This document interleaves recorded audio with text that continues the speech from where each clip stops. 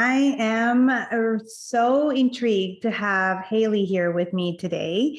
And the reason why is because I met Haily through Facebook. And it's been this amazing phase in my life where since COVID has hit, we've met so many beautiful women on either Facebook or Instagram or some kind of community circles or however it works. But Haily was one of the ladies that I've actually met through a live training on Facebook. She was doing a card reading, and we officially met through the Awakeners group. And then from there, we actually got to know each other. I got to know how she was reading, these live cards online. And then I got intrigued with her. So then I ended up becoming one of her, I loved one of our groups called the Enlightened Spiritualpreneur. I loved it. And then since there, I've always been following Haily through readings and discussions through astrology plannings. And with that, I just got intrigued with Haily. And then we actually had a really good one-on-ones together too, where I could sit there and tell her my entire goals and life goals, and she would just sit there thinking, "Oh my God, you're completely all over the place." That's something amazing. So I brought Haily today because I've been really intrigued about understanding and wanting to know more about our chakras, starting from the bottom of our feet all the way to the top. And I just wanted Haily to be here to explain all that with you. But I would love for Haily first. Again, thank you so much for being here. I'd love for you to introduce yourself and let us know who you are and what you do. Okay. Hi, everyone. My name is Haily. I go by HailyK online because my name is Haily Kortekaas, and I know how much of a mouthful my last name can be. So HailyK Coaching is my business that I started. I'm a certified success coach. That was my first initial coaching, was a certification in business and success. But since then I've grown. I have a background in business. I've been studying healing modalities. So I have this kind of combination of being an intuitive business coach and an energy healer. They're the labels, I guess, I would use to describe myself.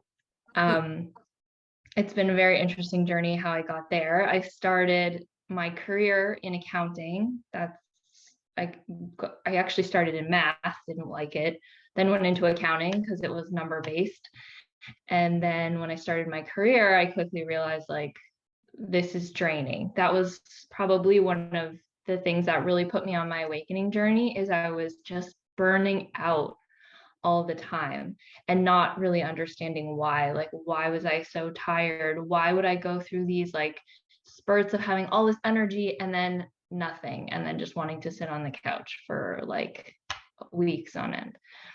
So that was kind of the initial me asking those questions, right? And that's always how things start, is we start to ask questions like, what is happening? Why am I so lazy? Like, and then I met Jennifer Jade, who you were alluding to in the introduction, through the Awakener certification. So I started working with her, and I just saw how online, like, her life just seemed so much what I wanted. She just seemed like she had so much peace and compassion for herself and others and gentleness. And I was like, there's something about her that I need in my life, because what I'm doing right now just isn't working, right?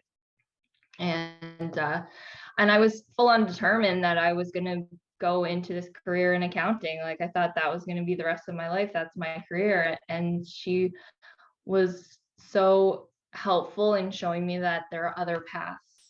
Just because I chose that in my undergrad degree doesn't mean that has to be my path for the rest of my life. And that took me a long time to let go of that ideology, but here we are.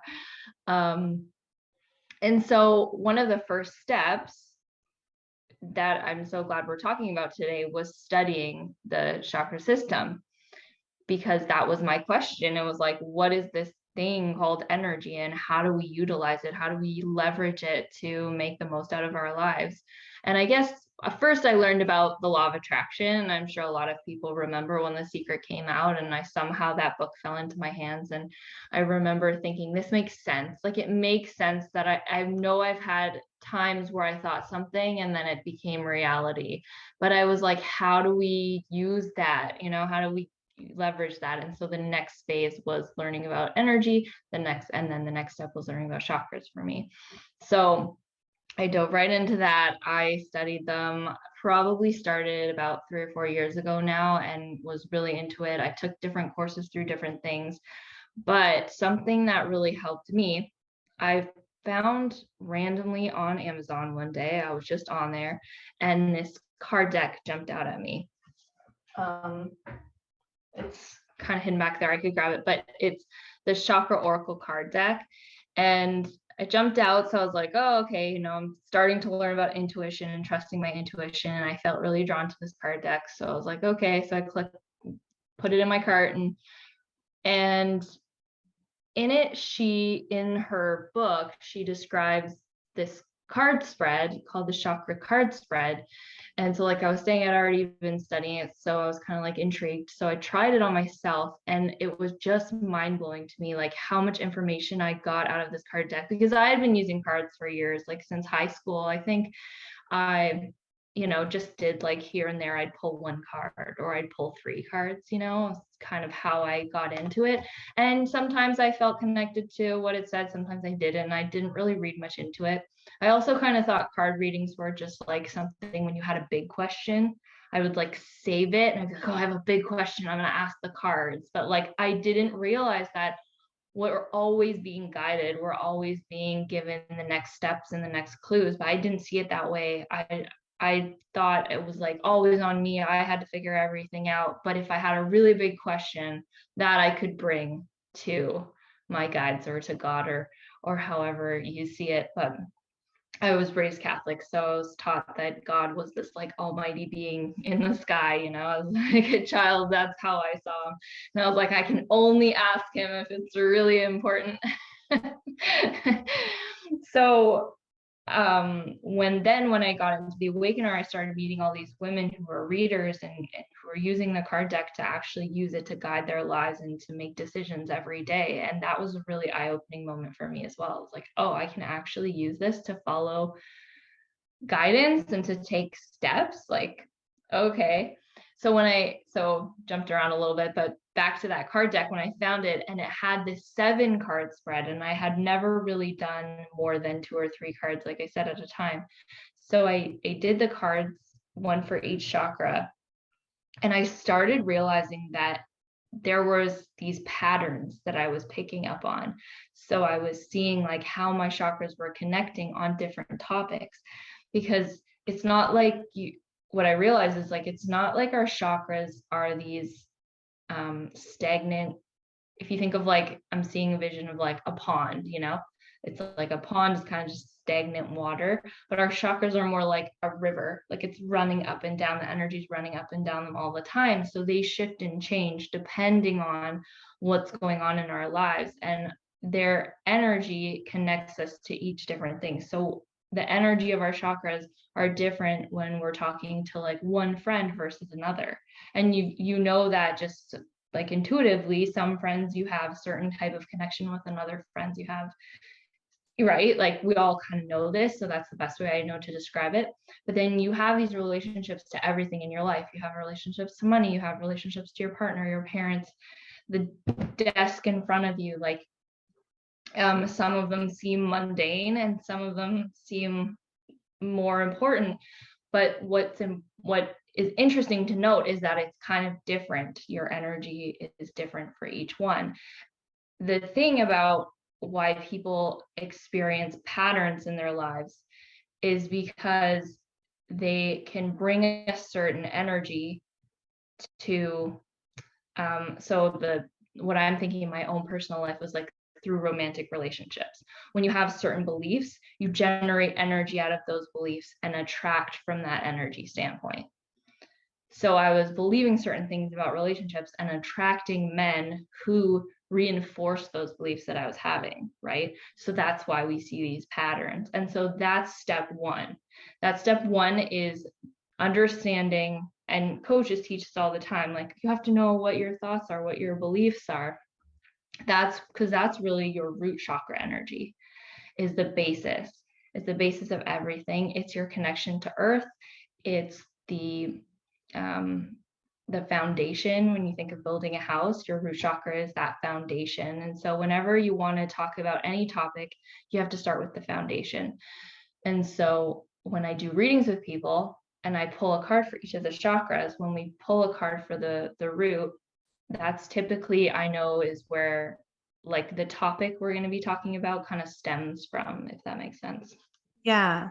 Like the surviving kind of like, so the root is basically the fear, the awakening of feeling or something, right? That's basically what we're talking about. So when we Yeah. talk about the root chakra at the beginning, usually they say that it connects us through our body. Where does the root connect us on? So the root, I like to think of, so they say the root starts at the base of the spine and then it kind of goes down from there. So it's like everything below our base, like our base, our root, what did I say before? Our spinal cord, Final cord. right there and down. So all your legs, ankles, calves, all your feet, that all kind of encompasses the root chakra. Something that I've always been asking too is because like when I really got into chakras, I really got into crystals. And so red and black crystals are usually the crystals that are associated with the root chakra. So I was always like, well, everyone describes the root chakra as red. So what's the black color? And it's kind of like black and then red. So it's like the down, like the, but and now they're saying it's kind of like that, but then also like we also have other, okay, we could get into that for a while, so I won't get too deep into that, but really it's everything. For keeping it simple, it's everything below like the base of your spine that connects you. And if you think about it, like your feet connect you to the earth. Right. So that is your root chakra. And then after that, you continue on with your river, like you said, and you keep going up. And then you get to the second chakra. And that would be your, if I'm not wrong, like the sacrum chakra. That's right. Yeah. What does that involve in our awakening part of the journey? So the sacral chakra has, I like to think that every area has like a few lessons and a few things to remember in it. So a couple things important to note about the sacral chakra are the feelings for women, I've noticed, can really get stuck in the sacral chakra. So the like your feelings, because when you think about beliefs, we were just talking about beliefs. Beliefs are just thoughts that we are always thinking, right? And so that's a good place to start in any topic is like, well, what are your beliefs? Because beliefs are just thoughts that you're thinking over and over again. You're energizing those thoughts. So then when I think about the sacral chakra, it's like, how are you feeling? And we really start developing our feelings around something based on our beliefs, if they're in alignment with us or not. Yeah. So Misunderstandings can happen too as well, I think, with feelings, right? I think that's another one. So depending on how we feel or how we continue feeling is we start to believe those feelings because they're internally within us. And unless we start to control what the actual feeling is and figure out why we're feeling that way, I think. Do you have an example by any chance about that? Like if I would look at something like that, I would think of, okay, for feelings, I would think about if you think you can do it, you have a feeling that you're going to do it. And most of the time you work towards getting it done because it's a feeling. But if you believe it's not able to be done or there's something that's blocking it from happening, you're always going to block it from happening, right? Yeah. So I know when people have that feeling of powerlessness, that's like, I don't know if you're familiar with the emotional scale. Abraham Hicks teaches the emotional scale, and on one end of the spectrum is like love, joy, powerfulness, and the other end is powerlessness. Often in powerlessness, there's a belief that you can't you can't do it, like you were just saying, right? It's not within your power. And that feels so heavy to us is because that's actually not in alignment with our truth. When we're not in alignment, there's like a disconnect, and that disconnect causes us to feel either lower on the scale or higher on the scale, if that makes sense. Yeah, that does. That makes it does make sense. It's basically understanding the difference between friendship in different forms and different things happening. It's just it's a huge part of feelings, I guess, and how you actually interpret and interpret it. So then when we go from sacrum, we go to, I think, solar plexus. That's your third chakra. So that is what's that one? So the solar plexus is our power center, and that, to me, when I'm doing readings, often when I pull a card in the solar plexus, that's like our action. So when we have a belief and we have a feeling, then we take an action. And when we feel empowered, we feel powerful in our solar plexus, we take actions in alignment with whatever it is, the topic that we're on. And so, like, it's the seat of our power, it's about taking action, it's often associated with joy, because when you are most in alignment and on your path, you feel that sense of joy, and that can radiate out of the solar plexus. I also like to think certain topics associated with the solar plexus are like career, and the beginning, like what you do for work, often comes up in that solar plexus as well. Pretty cool. Can something actually, is there someone that could be working if someone's not fully in solar plexus? What could be something that they could be working on? Different things come up for different people depending on what topic it is where they're feeling like their solar plexus is underutilized. But like a general one would be to exercise is a good one. Like taking walks, anything that makes you feel like energized and powerful, that's a really good way to strengthen your solar plexus. I like that. That just, I usually always take walks every time I feel kind of low, or I just need that extra calorie to be removed. Nature is a really big one too for me. I love to go walking into nature by the trees, and where I can hear the birds singing, and I love those. The next one down would be heart, I believe, right? That one's a big one for so many people. I believe that one is one of my favorites. I think it's stability, and it brings harmony in life and love. Give me a bit of that one. Explain that one. I actually see the heart as kind of two layers that are how I've been shown. There's like the green of the heart is the one that's associated with like abundance and value, and like money is green. So that comes up in the heart chakra too. It's really about value. And that is where people can get stuck in either one. And I think because they're so close together, the heart and the higher heart, that it can be confused. But people can get stuck here because the higher heart is about like love and compassion. And these often come up in career and work, or like the interesting thing about chakras is they're all kind of connected, right? So I like to use this example. So I remember when I was first learning about the chakras, and I was like, oh, if I just unblock this one, then I will, I'll be free, is kind of how I saw it. So for me, it was always the throat. I always knew I had something with the throat, like I had a problem speaking up. So I was like, if I just unblock this chakra, then I'll be good, right? But the thing is there's often a reason why one feels either overutilized or underutilized, and it's because they all have to be imbalanced. And so the thing with the heart, both the heart and the higher heart, is they're right in the center of the lower chakras. So the first three we were just discussing, the root, sacral, and solar plexus, are the lower chakras. And then the higher, which is the throat, third eye, and crown, which we're going to talk about in a minute. But they're right in the center. And so I love that you said that this is the most powerful one, but this is often where I see things coming up that just need to be shifted because they get affected. So if you are feeling powerless, you're not going to do the things that come from the heart, or you're not going to follow your heart.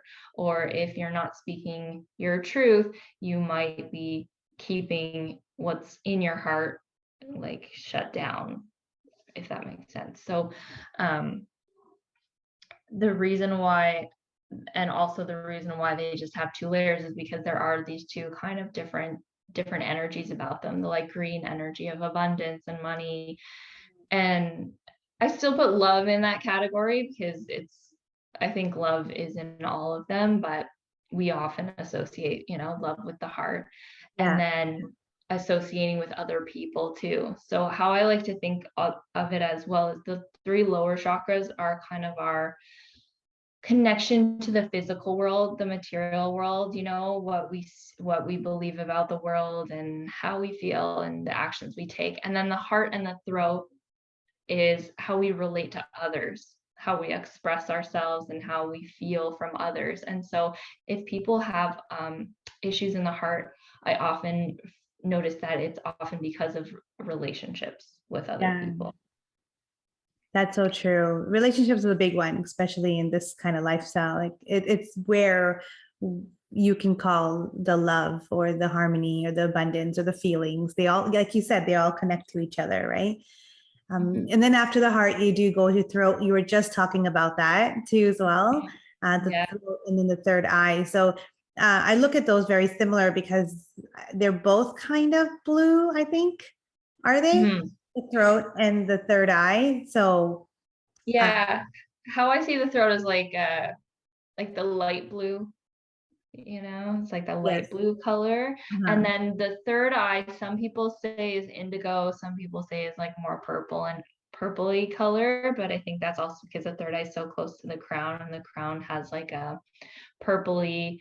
There's also like a white that I think is the neck chakra up, but they all like I said, they're all so close that kind of just, but the throat is our expression. It's how we express ourselves. And I remember learning from Louise Hay in her book, You Can Heal Your Life, that the throat is also where change can happen. Mm-hmm. Just by speaking what you want or speaking your truth creates change. And we see that all the time.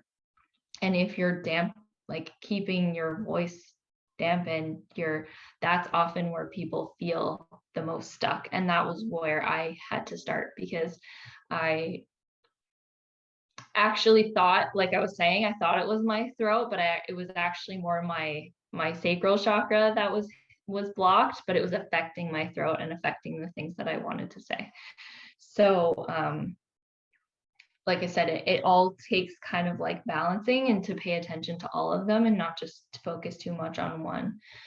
And we can talk about how to do that after we go through them. But the throat is really that place of like speaking and expressing. And it doesn't even have to be speaking, writing is a form of self-expression. Dance is a form of self-expression, but it's such a powerful chakra, I think. I agree with you. I agree. And then when you go to third eye, that's I don't know, is that like joy as well, or wisdom? I don't. Mm-hmm. Yeah, is that what the third eye is? My God, I think for us to get all the way to the top, we need to do a lot of balance in our bodies, all the way down to the crown. And I think the crown is where the spirituality is. It's like full on. So I personally believe that every single one of us has all of it, from all the way from the bottom, all the way to the top of the crown. We all have something, but we are having issues trying to balance every single one of them together.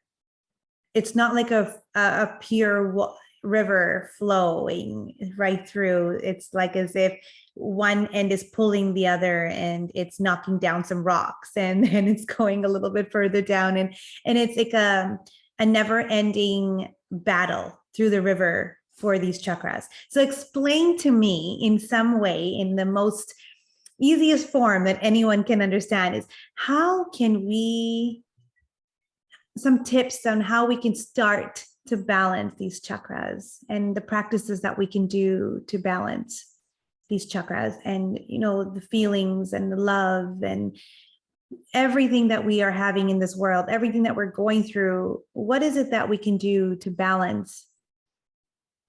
slowly balance these chakras out? Oh, good question.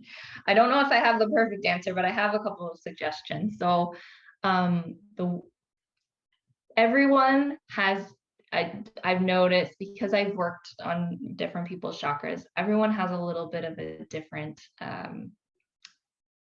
uh how do you want me to say that?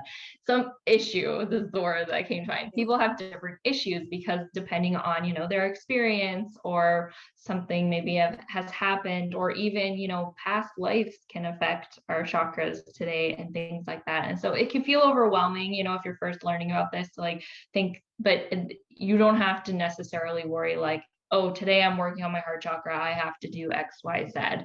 It doesn't have to be such a like systemized way, because like I was saying before, you're always being guided. The universe always wants to help you. It always wants to support you. And it's always doing what it can to help you balance your chakras.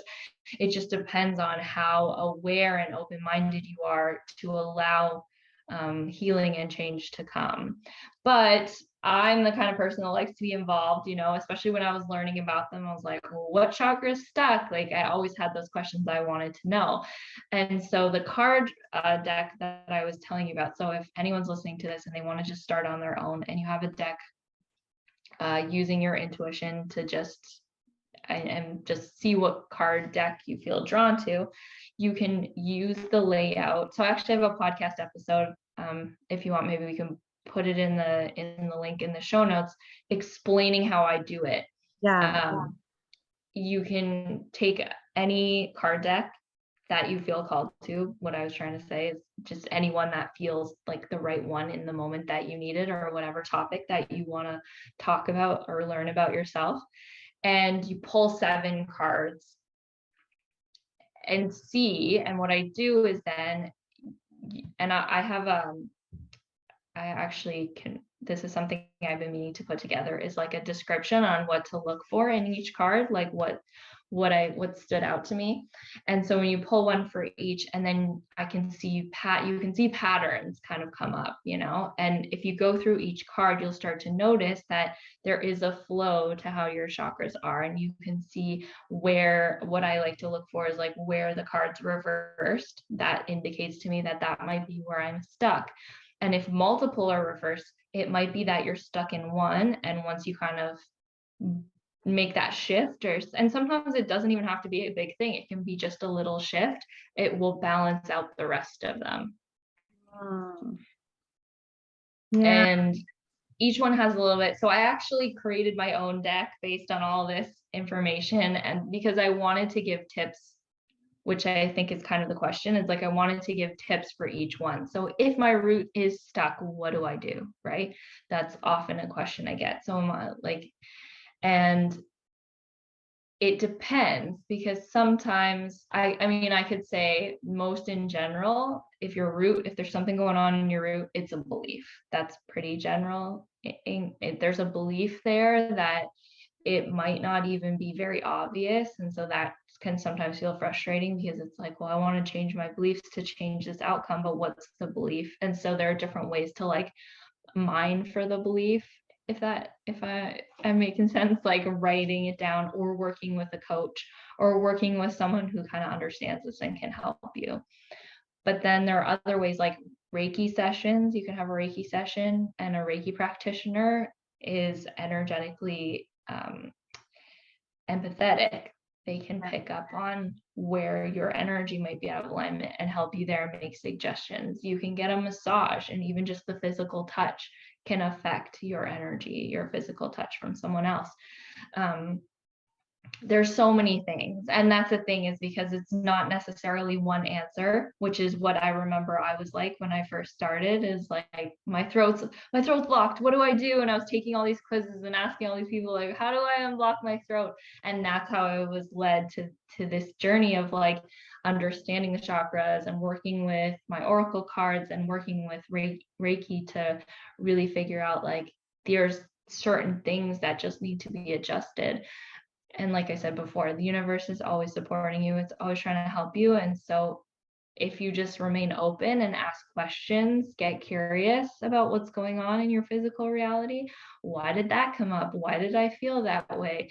You know, why did that show up in my reality? Getting like really curious and asking these questions, then you'll see the universe is always bringing you the answers in one form or another. Yeah, I love that. Those reminds me of the time when I used to ask those questions too, and then miraculously, I would get answers through either a podcast or through a masterclass that I take, or through quotes, or if I'll just open up Facebook and a quote will just show up, and it's like, oh my God, like I needed this, you know, I needed the answer to something, and it was just there. And these they do come to us. They come to us in various different ways. And it's just, you ask the question and you believe you'll get the answer at some point. You believe you'll get that, you'll get there. And the answers just completely come in. And I know these answers that I've been getting for the past few months now is trust. That's the biggest word for me. Trust, trust, trust. And it's like, okay. And it's the most difficult thing to do for as humans, you know, we got to trust. So what does that mean? Like, and it means a lot of different things to a lot of people. But for me, it means trust the universe, do what you got to do, and then let go and trust. That's all you got to do is trust. And once you trust that source, the right things are going to come to you. The right form is going to come to you. And that's what matters the most. And so I think that's what the biggest thing that I've been learning. So when I'm talking to you about the chakras, I love learning that, you know, it doesn't matter where you're at. Like, we have so many little things that we have between every 7 layers of our chakra. And you think that is just one problem, but it's not. There's so many layers of it. And we're working through every layer to get that river flowing. I love how you said that, you know, that metaphor of the river. And that's what we're trying to do. And no matter where you are at, is just ask your questions and trust and know that you'll get it, and work on it in several different ways. I love that. Thank you, Haily. I love it. Like, I got the answers from you right now. I would love you to pull a card for everyone. Would you be able to do that? Yeah, I would love to. I have my deck all ready for you guys. So, from all this, I ended up creating my own card deck. I was using, like I said, the Oracle card deck. And as I was doing all these readings, I'm like, I wish I had a card for this. And I wish I had a card for this. And someone was like, why don't you just make one? So, so I'm using the Chakra Oracle card deck. And yeah, this one I created kind of, each chakra has its five cards for it. So I'll pull one here and see what we get. And so the card I pulled is compassion. Compassion. Mm-hmm. So this is the pink, the higher heart chakra, which is interesting because I think we're both wearing pink today, aren't we? We are. Yes, we are. Oh my God. Yes. Oh, and I also have black too. So I have a little bit of the root in me. Yeah. Oh, yeah. So compassion really is, it's something that is so important in our relationships, and not only our relationships with others, but especially our relationship with ourselves. And I love that I pulled this right now, because talking about, you know, unblocking or healing our chakras can cause people to get into this kind of frantic energy of like, I have to fix myself, or I have to, you know, fix my chakras and change. But honestly, where you're at is perfect. What you're doing is perfect. Maybe you're not getting the exact results you want right now, but that's just helping you to move into the next step, right? And so just having a lot of compassion for yourself, and that ease and calm that comes from just taking a step back and like, I am where I am. It's okay where I am. I'll get where I want to go. And that helps to allow the universe to step in. Yeah, I love that. You know, you just gave me my answers today. I've been going through so much myself, and I'm just like, oh, I need the answers. And you just said it. you said, trust. It doesn't matter where you're at right now. Just emphasize the fact that you are where you are, and really be at that moment, at that time. Just allow it to be where you are, because you will get there. You will get there. No worries. Just take it one step at a time and you'll get there. So thank you so much for that. And I know that the others that are listening are probably feeling, and if it is aligned to them, they're probably feeling the same way. So thank you so much. This was such a wonderful talk. I got so much information from you. I love it. Love it. Haily, if anyone wants to get a hold of you, wants to get some card readings, or just wants to start, get into your group, give us some more information on how they can get a hold of you. So first off, you can follow me. It's at HailyK Coaching on Instagram. So you can follow me there if you just want to. I post in there from time to time, go live. You just want to see what I'm up to. If you want to see me in action, I go live in the Facebook group, The Enlightened Spiritualpreneur on Facebook. I go live almost every week, not every single week, but I go live in there and I do readings. So if you come and join me live, I'll pull a card for you. And yeah, those are good places to start. And then my podcast is the Spiritualpreneur Podcast. Perfect. I will add all those in the description below. So if anyone is interested, they can actually get a hold of Haily that way. I'm so happy to have you here. It's so nice to be able to talk about these little details of our chakra, and just to get, we get confused that we might be at the root chakra and we can't keep going up. But it's funny, we all have every chakra in all of us, and we're just working towards a very slow flow, like a river, and just enjoy each moment as it comes, because we keep learning and learning and learning. And it's a learning phase for the rest of your life, as long as you're here. So take that and remember that. And I think the biggest word I have for you today is love yourself. And don't ever try to think that, you're not there, or you're not spiritual, or you're not worthy. You are love, and you are very worthy. And it doesn't matter where you are in your chakra, you're going to work towards learning more and more every day. So keep at it, right? Love you. And thank you so much for everyone that's listening. And don't forget to subscribe below. And other than that, thank you, Haily, for being here. Thanks so much from the bottom of my heart, and have a wonderful week. We will see you next week. Thank you.